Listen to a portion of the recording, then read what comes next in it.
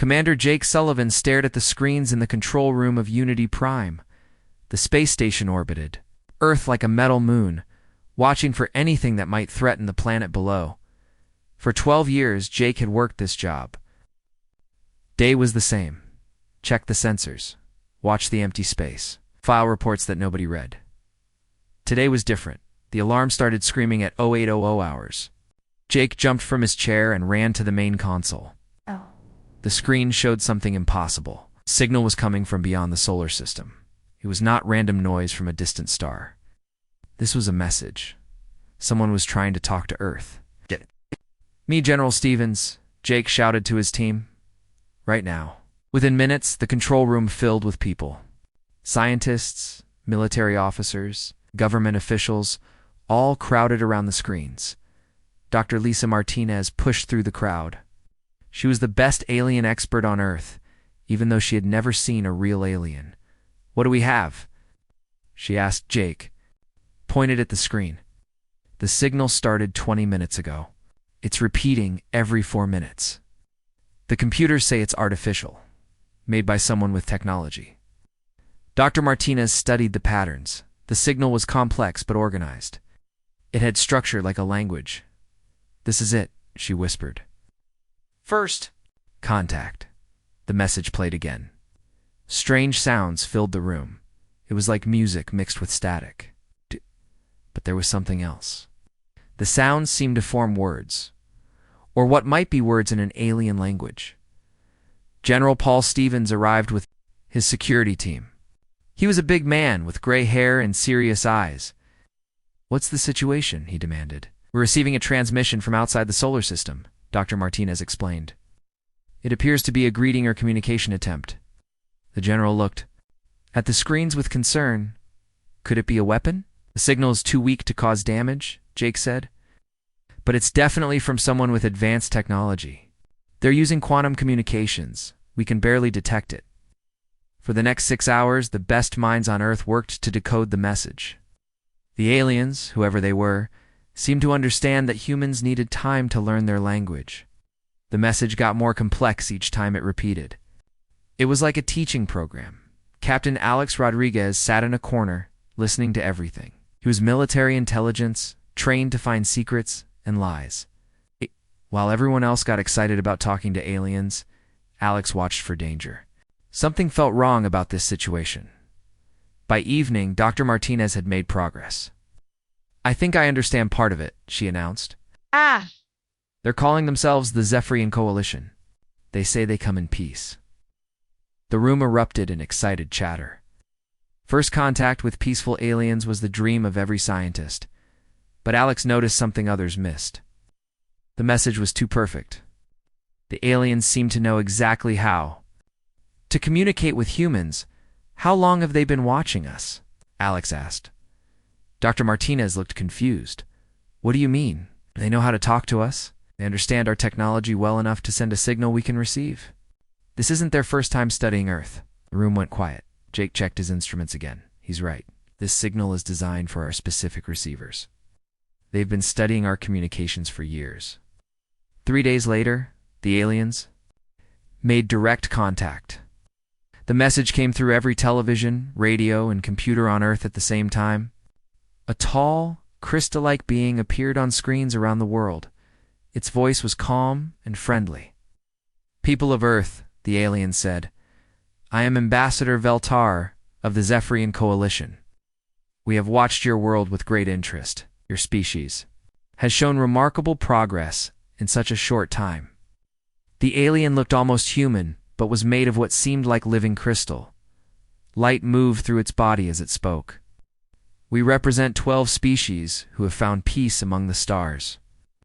Wish to offer humanity membership in our galactic community. President Maria Thompson watched the broadcast from the White House. Her advisors filled the room, all talking at once. The alien continued its speech. We have observed your struggles with war and conflict. This is natural for a young species. We can teach you better ways. In exchange, we ask only for friendship and cooperation. The message ended with coordinates for a meeting place in orbit around the moon. The aliens wanted to establish formal diplomatic relations. the world went crazy. Some people celebrated in the streets, others hid in their homes. Religious leaders debated what the aliens meant for humanity's future. Scientists worked day and night to prepare for the meeting, but Alex Rodriguez was not celebrating. He had been monitoring alien communications since the first contact.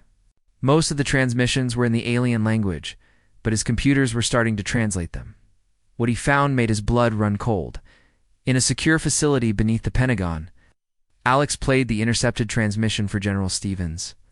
The alien voices were different from the friendly ambassador. They sounded cold and calculating. "The humans are responding as predicted," one voice said. "They are eager to please and easy to manipulate." "Excellent," another voice replied. "How many soldiers can we recruit from their population?" Conservative estimates suggest 50,000 suitable candidates. Their natural aggression and tolerance for violence make them ideal shock troops. Alex paused the recording. "General." Stephen's face was pale. "There's more," Alex said grimly. The recording continued. "The human homeworld is indeed a death world, as our surveys indicated. The violent climate and dangerous wildlife have created a species perfectly adapted for warfare. They will serve our purposes well in the campaign against the Corthoni. And after the war, standard procedure, elimination or enslavement, depending on their usefulness." General Stevens slammed his fist on the table. "It's those lying bastards. They want to use us as cannon fodder." Alex nodded. "They've been studying us for decades. They know our weaknesses and our strengths. They think we're primitive savages who can be tricked into fighting their wars."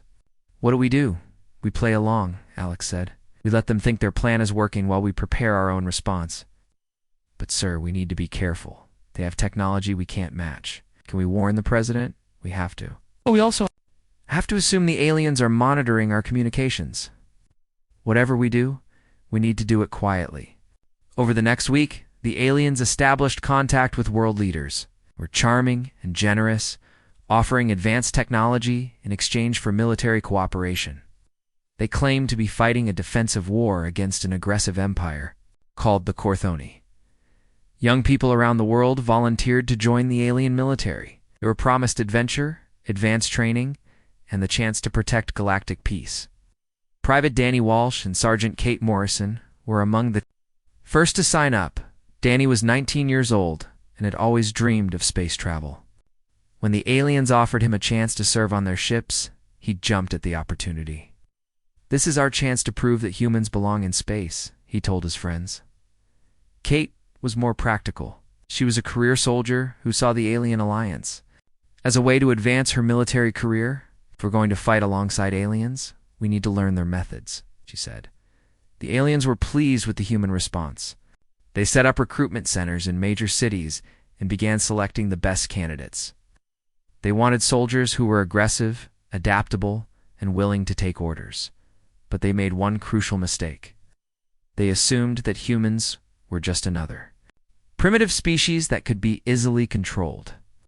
They had studied human history and seen the wars, the violence, and the conflicts. They thought they understood what humans were capable of. They were wrong. As the first human recruits boarded alien ships for training, Captain Rodriguez and his team worked frantically to uncover the full extent of the alien deception.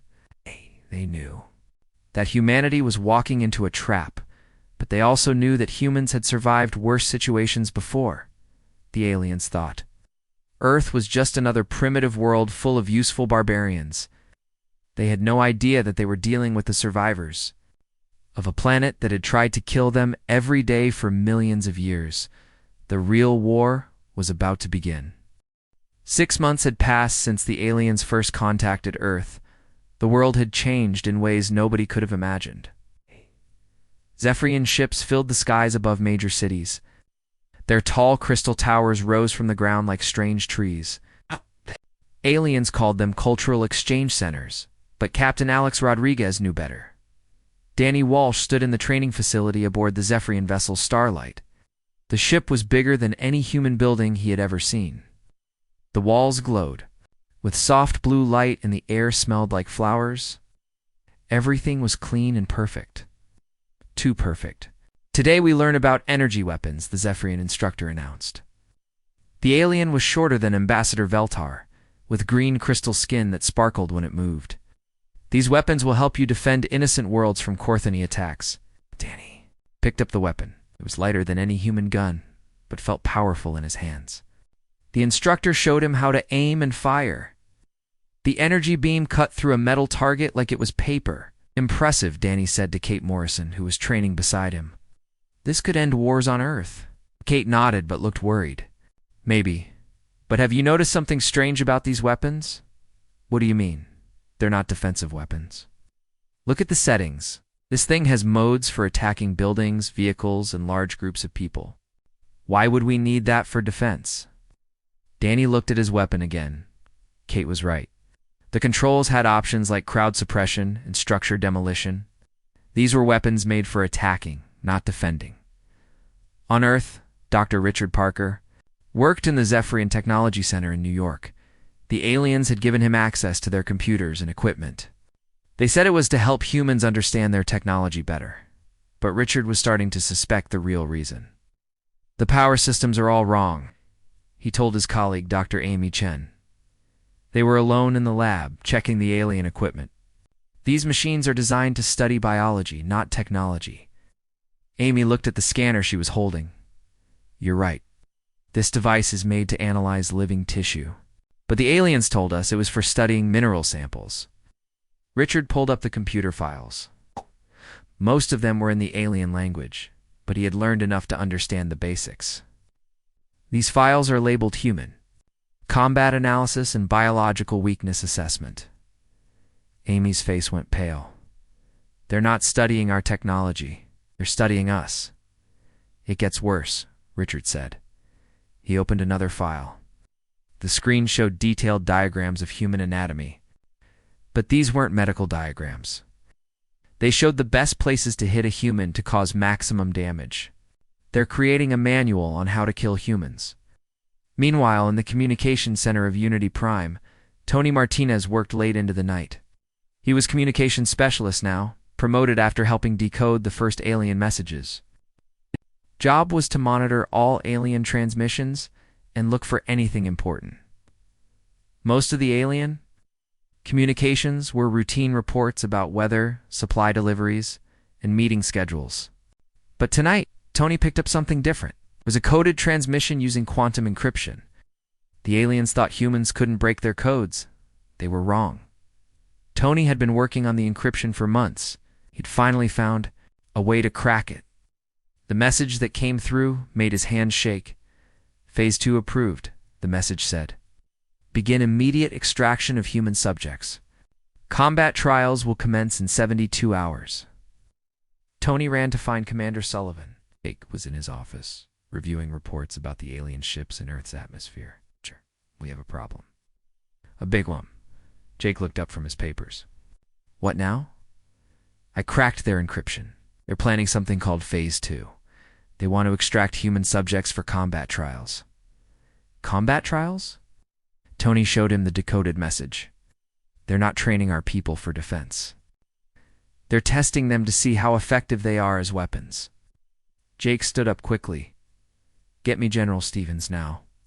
In the underground bunker beneath the Pentagon, General Stevens read the decoded message with growing anger. Alex Rodriguez stood. Beside him, along with Dr. Martinez and several other military leaders, how many of our people are on their ships? Stevens asked, according to the recruitment records. About 5,000, Alex replied, including some of our best soldiers. They're going to use them as test subjects? It looks that way. But, sir, there's something else. I've been analyzing the alien broadcasts to their home worlds. They're not just planning to test our people. They're planning to deploy them immediately. Dr. Martinez looked confused. Deploy. Them where?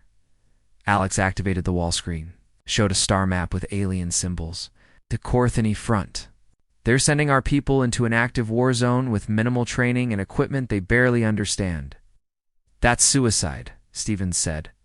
Not from their perspective, Alex replied. They expect heavy casualties. They're counting on it. 8. Humans are supposed to die in large numbers while weakening the enemy. And after the war, Alex showed them another intercepted message. They plan to eliminate any human survivors. They consider us too dangerous to keep alive once we're no longer useful. Stevens was quiet for a long moment. Then he looked at his team. We need to warn the president. We need to get our people back. How their ships are in space. We can't reach them. We'll find a way, Stevens said. But first, we need to know exactly what we're dealing with. Dr. Amy Chen had been thinking about the alien equipment all day. That evening, she returned to the lab alone. She wanted to examine the biological scanners more carefully. What she found horrified her. The machines were not just analyzing human biology. They were experimenting on human volunteers. The aliens had been taking blood samples, tissue samples, and even brain scans from people who came to the cultural centers. Amy found files showing dozens of test subjects. The aliens were studying human pain tolerance, reaction times, and stress responses. They were treating humans like laboratory animals. My God, she whispered. They're not studying us to help us. They're studying us to control us. She copied the files to a secure drive and prepared to leave. But as she turned to go, she heard voices in the hallway, alien voices speaking in their own language. Amy hid behind a large machine as Zephyrians entered the lab. She had learned enough of their language to understand what they were saying. The human specimens are responding well to the conditioning, one alien said. Their aggression levels are increasing as predicted. It's excellent. And the psychological manipulation, very successful. The humans believe they are fighting for galactic peace. They have no idea they are being prepared for extermination. The aliens laughed. It was a cold, mechanical sound that made Amy's skin crawl. She waited until they left, then ran from the building. On the Zephyrian ship, Danny Walsh was having trouble sleeping. The alien food was making him sick, and the training was getting more intense every day. They were learning to fight in zero gravity, to use weapons he had never seen before, and to follow orders without question. This doesn't feel right, he told Kate during a break. When I joined up, they said we would be peacekeepers, but all we're learning is how to kill. Kate nodded. I've been thinking the same thing. And have you noticed how the aliens talk about casualties? They act like losing soldiers is normal. What do you think is really happening? Before Kate could answer, an alarm sounded throughout the ship. The aliens rushed through the corridors, speaking rapidly in their own language. Danny caught enough words to understand the basics. They were preparing for immediate deployment. The war was starting now. A Zephyrian officer approached the human soldiers. Attention, human warriors. You are being honored with immediate assignment to the front lines. You will help liberate an oppressed world from Corthani tyranny. Danny and Kate exchanged looks. They had been training for 6 months. The aliens had promised them a year of preparation before any combat assignments. Sir, Kate said carefully, we were told we would have more training before deployment. The alien's crystal face showed no emotion. Training is complete. You will learn the rest in battle. Those who survive will become true warriors. Danny felt a chill run down his spine. Those who survive, Alien said. It like losing soldiers was expected. Like losing soldiers was the plan. As the human soldiers prepared for their first mission, none of them knew that back on Earth, their government was finally learning the truth about their alien allies. The trap was closing, but humanity was starting. To realize they had been betrayed, the real war was about to begin. Oh, and this time, the aliens would learn what it meant to threaten the children of Earth. The Zephyrian war fleet moved through space like a school of metal fish. Admiral Zekrel stood on the bridge of the command ship, watching the stars through the massive window. His crystal body pulsed with satisfaction. The human soldiers were finally ready for their first real test. How many humans do we have aboard the fleet? He asked his assistant. 4,732, Admiral. All have completed basic training. Good. The Corthany mining colony should provide an excellent testing ground. If the humans perform as expected, we can begin full-scale recruitment. The assistant checked his tablet. Sir, the humans are asking questions about the mission. They want to know why they're being deployed so quickly? Admiral Zekrel made a sound that might have been laughter. Tell them it's an emergency. Tell them innocent lives are at stake. Humans are very emotional about saving others. On the transport ship Mercy, Danny Walsh sat with his squad in the cramped holding area. The walls were metal and the air smelled like engine oil. It's nothing like the clean, beautiful training facility they had left behind. Listen up, Sergeant Kate Morrison said to the group. Something's not right about this mission. The aliens won't give us straight answers about anything. Private Linda Cooper raised her hand. What do you mean, Sergeant? I asked the Zephyrian.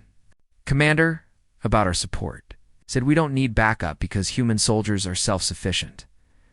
When I asked about medical evacuation, he said injured humans would be processed according to standard protocol. Danny felt worried. What does that mean? I don't know. But it doesn't sound good. The squad leader, a Zephyrian named Colvin, entered the holding area. His green crystal skin glowed brighter when he was excited. Human warriors prepare for briefing. You're first. Battle awaits. The humans followed him to a larger room where a holographic display showed their target. It was a dark, rocky planet covered with mining equipment. Strange buildings dotted the surface like metal mushrooms. This is Corthoni Mining Station 7, Colvin explained. The enemy has enslaved innocent workers and is stealing resources that belong to free peoples. Your mission is to liberate this facility. Danny studied the display.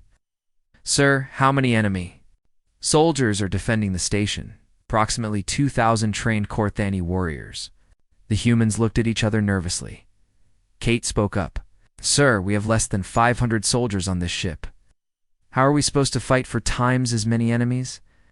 Colvin's expression didn't change. Human soldiers are naturally superior in combat. Your species evolved on a death world. You are stronger and more aggressive than civilized beings. But Sir, Danny said, we've only been training for 6 months.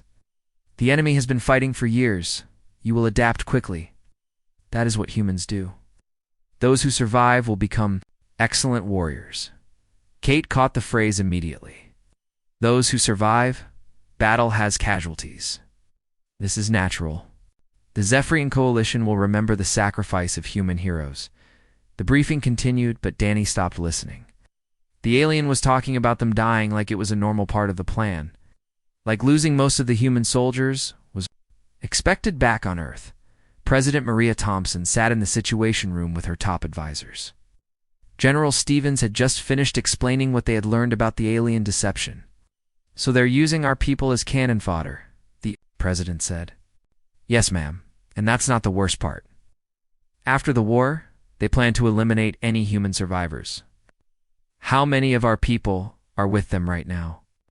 Nearly 5,000 of our best soldiers are being sent into battle with minimal training and equipment they barely understand. President Thompson was quiet for a moment. What are our options? We can try to communicate with our people and warn them. But the aliens control all communications to their ships.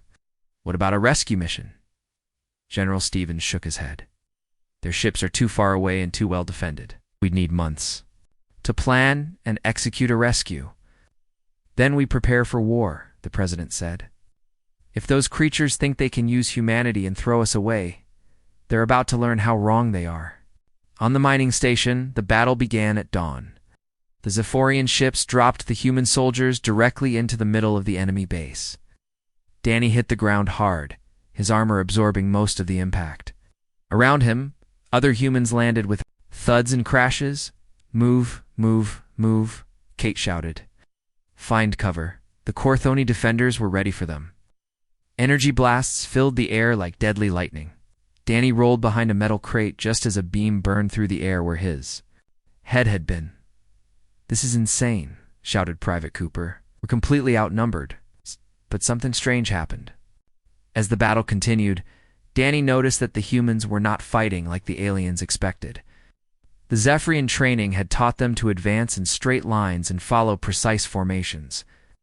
But when the shooting started, the humans forgot. Their training and fought like humans.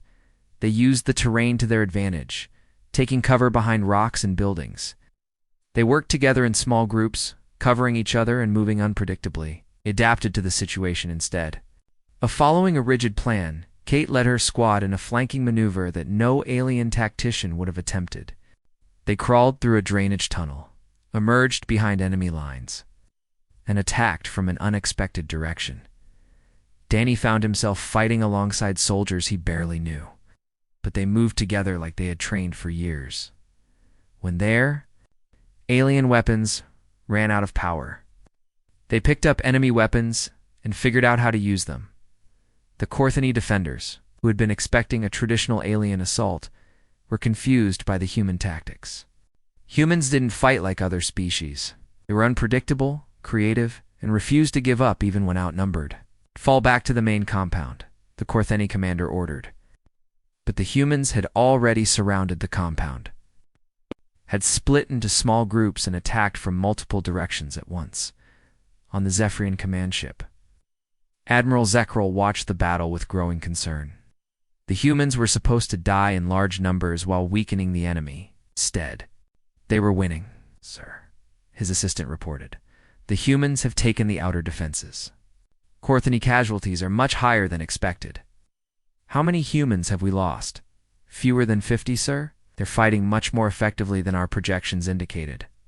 Admiral Zekril felt something he had never experienced before: worry. The humans were not dying as planned.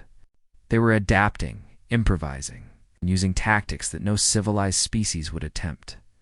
Back on Earth, engineer Sam Taylor worked in the Zephyrian research facility in Los Angeles. He had been assigned to study their technology and help integrate it with human systems. But Sam had other plans. Late at night, when the alien supervisors were gone, Sam began sabotaging the equipment. He changed computer codes, rerouted power systems, and introduced small errors that would cause failures later. The aliens never suspected that a primitive human could understand their technology well enough to sabotage it. They thought their systems were too advanced for human comprehension. Sam proved them wrong. He discovered that alien technology was actually quite fragile when faced with unexpected problems. The Zephyrians had designed their systems to work perfectly in controlled conditions. But humans were experts at making things work in uncontrolled conditions. The difference, Sam told his assistant quietly, is that we're used to fixing broken things. They're used to replacing them. On the mining station, the battle was nearly over. Human soldiers had captured the main facility and were securing the remaining enemy positions. Danny couldn't believe how well they had fought together. "We did it," Kate said, breathing hard. "We actually did it." "Yeah," Danny replied. "But did you notice something? The aliens didn't give us air support. They didn't send reinforcements. They just dropped us here and left." Kate nodded. "They expected us to die. They wanted us to die." Around them, other human soldiers were coming to the same realization. They had been sent on a suicide mission, but they had survived. More than that, they had won. On the command ship, Admiral Zekril faced an uncomfortable truth. The humans were not the primitive savages he had expected. They were dangerous. They were unpredictable. And they were starting to figure out that they had been betrayed for the first time in his long career. Admiral Zekril wondered if the Zephyrian coalition had made a terrible mistake. They had awakened something that might be impossible to control. The humans had passed their first test. But it was not the test the aliens had planned. Instead of proving they were useful tools, the humans had proven they were formidable enemies. The real war was just beginning. The news of the human victory at Mining Station 7 spread through the Zephyrian fleet like wildfire. Admiral Zekril paced back and forth on his command bridge, his crystal body flickering with nervous energy. The humans were supposed to be dead. Instead, they had won a battle that should have been impossible. "Sir," his communications officer reported, "we're receiving multiple requests from human soldiers asking for new orders." "What kind of requests?" "They want to attack the next Corthany position. They say they've captured enough enemy equipment to arm themselves for another assault." Admiral Zekril stopped pacing.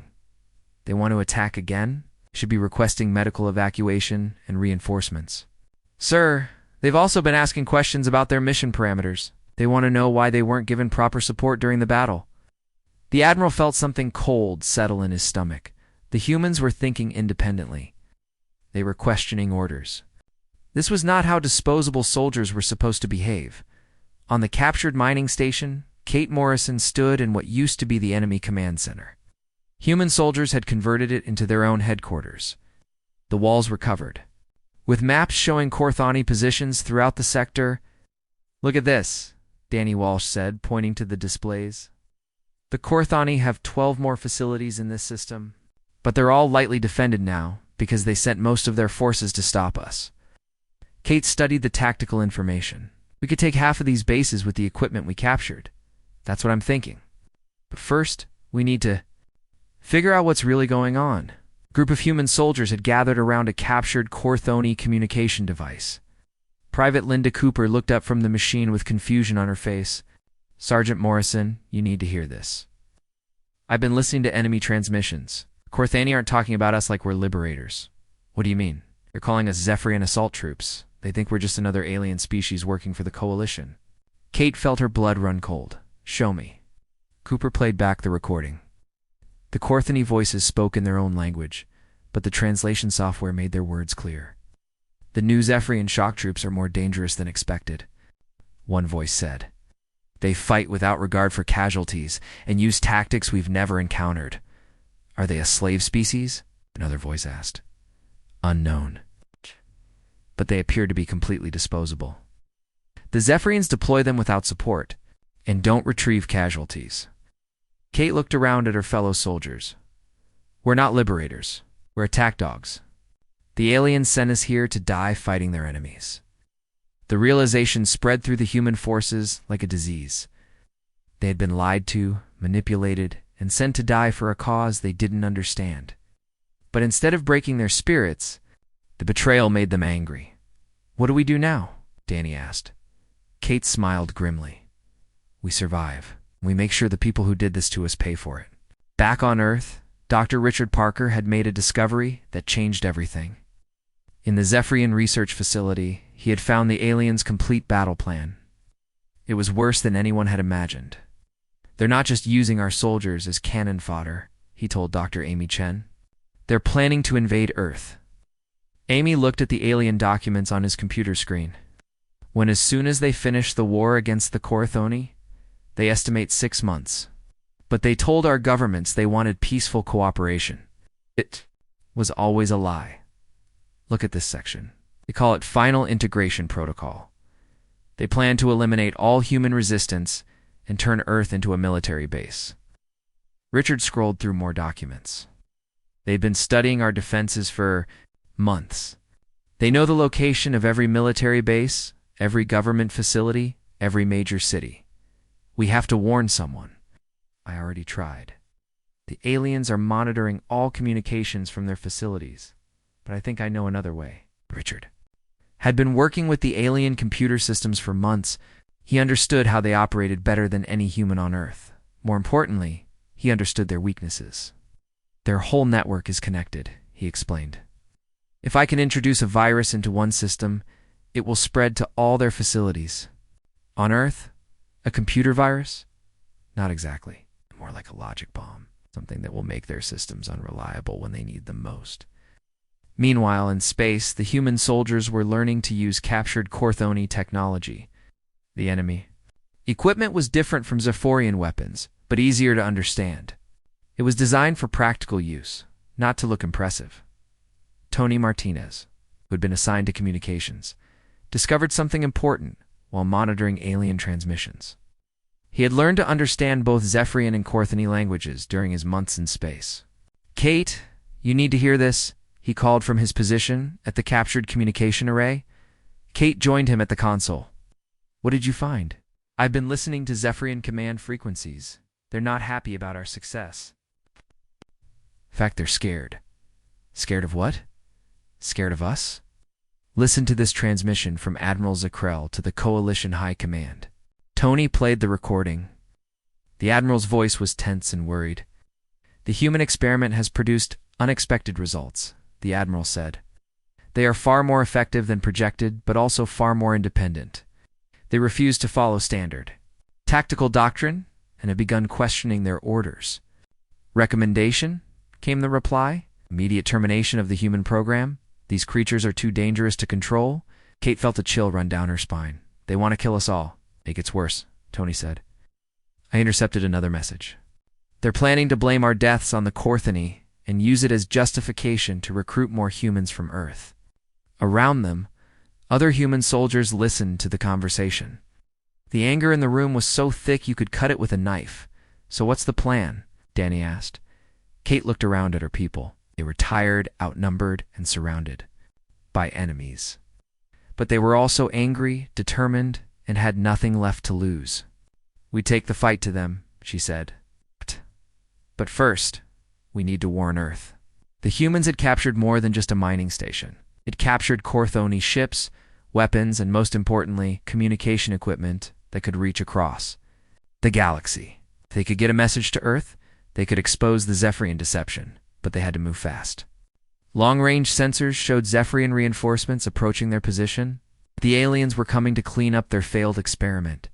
On Earth, Sam Taylor's sabotage campaign was having effects that the aliens were just beginning to notice. Power failures plagued Zephyrian facilities around the world. Communication arrays malfunctioned at critical moments. Computer systems crashed without warning. The aliens blamed human incompetence for the technical problems. They never suspected that a primitive human engineer was systematically destroying their infrastructure from the inside. Sam had recruited other human workers in secret. Maintenance technicians, computer programmers, and security guards all contributed to the campaign. They were careful to make their sabotage look like accidents or equipment failures. Sam explained too.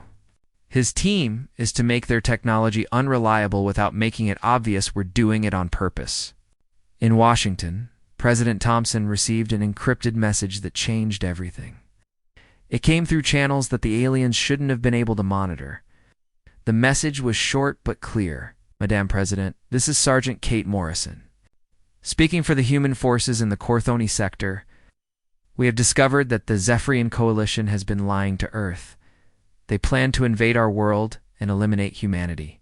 We are currently fighting for our lives against overwhelming odds, but we wanted you to know the truth. Do not trust the aliens. Prepare for war. We will try to return home, but if we don't make it, please remember that we died fighting for Earth. President Thompson called an emergency meeting of the National Security Council. Within hours, similar messages had been received by governments around the world. The truth about the Zephyrian deception was finally revealed. How long do we have? General Stevens asked. According to our intelligence, the aliens plan to begin their invasion in 6 months, the president replied. But if our people in space keep fighting, it might delay their timeline. What are our orders regarding the Zephyrian facilities on Earth? President Thompson's expression was grim. As of right now, we are at war with the Zephyrian coalition. Begin Operation Broken Chain immediately. Around the world, military forces prepared to strike at the alien facilities that had seemed so friendly just hours before. The hunters were about to become the hunted. In space, the human soldiers prepared for what might be their final battle. They were outnumbered 100 to 1, but they had something the aliens didn't understand. They had nothing left to lose. The main Zephyrian fleet arrived at Earth expecting to find a planet ready for conquest. Instead, they found a world that had transformed itself into a fortress. Every major city bristled with captured alien weapons. Human ships built from reverse-engineered Zephyrian technology patrolled the space around Earth like angry hornets. Commander Jake Sullivan stood on the bridge of the Orbital Defense Station, Unity Prime. The station had been upgraded with alien technology that Sam Taylor's team had stolen and improved. Jake watched the enemy fleet approach through the massive view screen. How many ships? He asked his tactical officer. 643 Zephyrian vessels, sir, including their main battle cruisers. And how many do we have? 87 ships, sir. But most of our fleet is made up of converted civilian vessels. Jake smiled grimly. Then we'll have to be creative.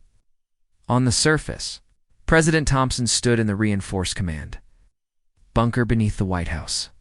The walls were lined with screens showing the approaching alien fleet.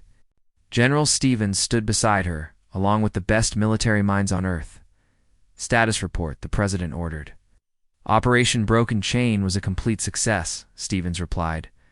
We've captured or destroyed every Zephyrian facility on Earth.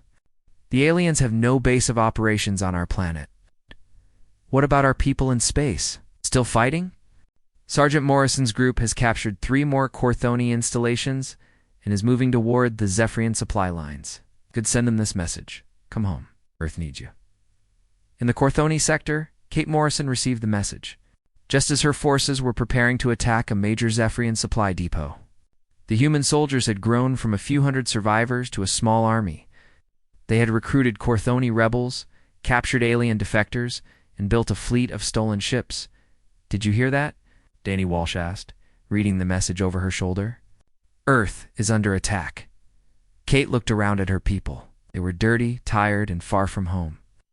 But they were also the most dangerous fighting force in the galaxy. They had learned to use every type of alien weapon, to fly every type of alien ship, and to fight in every type of environment. Change of plans, she announced. We're going home. The human fleet that departed the Corthoni sector was nothing, like the frightened soldiers who had been sent there as cannon fodder. These were veterans who had learned to fight without rules, to think without limits, and to win against impossible odds. Admiral Zekril stood on the bridge of his flagship as it approached. Earth, he was confident that the planet would surrender. Quickly, humans were primitive creatures who would crumble when faced with overwhelming force. Begin the planetary bombardment, he ordered. But when the Zephyrian ships opened fire, Earth shot back. Energy beams and missile salvos erupted from the planet's surface. The aliens had expected Earth to have primitive defenses. Instead, they faced weapons systems that had been built using their own technology. Sir, his tactical officer reported, the humans have reverse-engineered our weapons. They're using our own technology against us. Impossible. Humans are too primitive to understand our science. Sir, they're not just copying our weapons, they're improving them. Admiral Zekril watched in horror as human ships swarmed around his fleet. The Earth vessels were smaller and less powerful than Zephyrian ships, but they moved in patterns that made no tactical sense.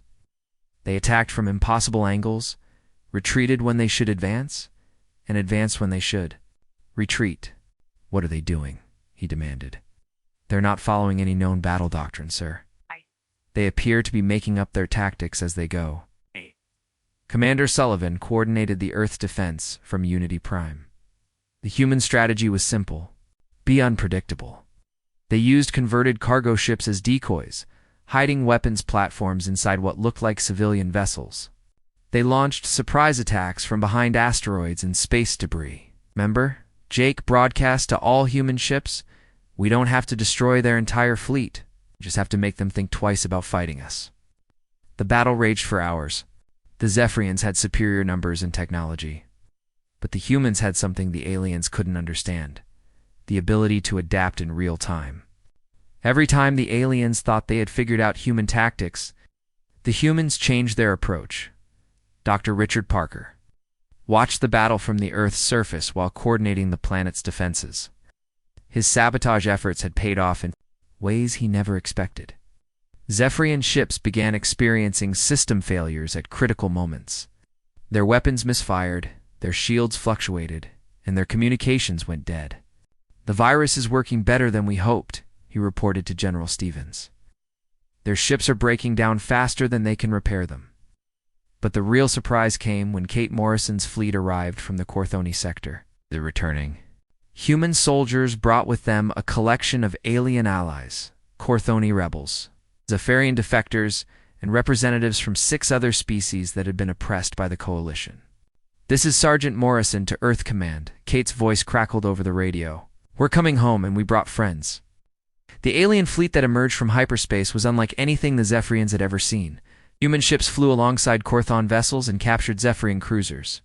The formation made no sense according to traditional military doctrine, but it was devastatingly effective. Admiral Zekril realized that everything had gone wrong. The humans were supposed to be primitive barbarians. Instead, they had become the leaders of a galactic rebellion, a united species that had been fighting each other for centuries. Sir, his communications officer reported, we're receiving surrender offers from 12 of our ships. The humans are broadcasting on all frequencies, offering to spare any Zephyrian who abandons the Coalition. Impossible. People are loyal. Sir, they're also broadcasting information about the Coalition's crimes against other species. Have evidence of our plans to eliminate subject populations after they're no longer useful. Admiral Zekrel watched his fleet begin to break apart. Ships that had served the Coalition for decades were switching sides or simply running away. The humans had done more than defeat the Zephyrian military. They had exposed the truth about the Coalition's brutal methods. On Earth, Thompson addressed the world from the command bunker. The battle was turning in humanity's favor, but she wanted to make sure the aliens understood what they were really fighting. People of Earth and citizens of the galaxy, she began. Today we face an enemy that believed we were too primitive. To resist their deception, they thought they could use us as weapons and then throw us away like broken tools. The broadcast was transmitted on every frequency in every language known to humanity and their alien allies. But they made one crucial mistake. They underestimated what it means to be human. We are not just another species to be conquered. We are the children of a world that tried to kill us every day for millions of years. We learned to survive by working together, by adapting to impossible situations, and by never giving up. In space, the battle was reaching its climax. The Zephyrian fleet was in full retreat, but Admiral Zekrel refused to surrender. He ordered his remaining ships to ram the Earth's defenses in a final, desperate attack. But the humans were ready for him. Jake Sullivan had anticipated this move and positioned his ships accordingly. When the Zephyrian flagship charged toward Earth, it found itself surrounded by human vessels on all sides. Admiral Zekrel, Jake broadcast on an open channel. This is Commander Sullivan of Earth Defense. You have one chance to surrender. Humans do not dictate terms to the Zephyrian Coalition. The Admiral replied. You're right, Jake said calmly. We don't dictate terms to the Coalition. We dictate terms to you. The human ships opened fire simultaneously. The Zephyrian flagship, already damaged by system failures caused by Richard Parker's virus, couldn't withstand the coordinated assault. Admiral Zekrel's ship went dark and began drifting toward Earth's atmosphere. 3 days later, Ambassador Veltar sat in a prison cell on Earth, the crystal being who had once spoken so condescendingly about human progress now faced questioning by Captain Alex Rodriguez. Your people made a fundamental error, Alex said, reviewing the alien's file. You thought that because we lived on a dangerous world, we were just dangerous animals. Veltar's crystal body flickered weakly. You are savages. Your planet is a death world that breeds violence. You're half right, Alex replied. Earth is a death world, but it doesn't breed violence. It breeds survivors. And survivors don't just adapt to their environment. They change it. Alex stood up and looked out the window at the city beyond. Human and alien workers were cooperating to rebuild what had been damaged in the fighting. Former Zephyrian soldiers were helping to establish refugee camps for aliens who had escaped Coalition oppression. Your Coalition controlled the galaxy through fear and superior technology, Alex continued.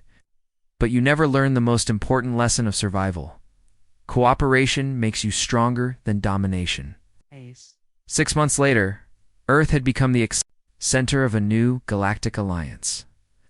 The former Zephyrian Coalition had collapsed as species after species joined the human-led Confederation. Earth's dangerous reputation had become their greatest diplomatic asset.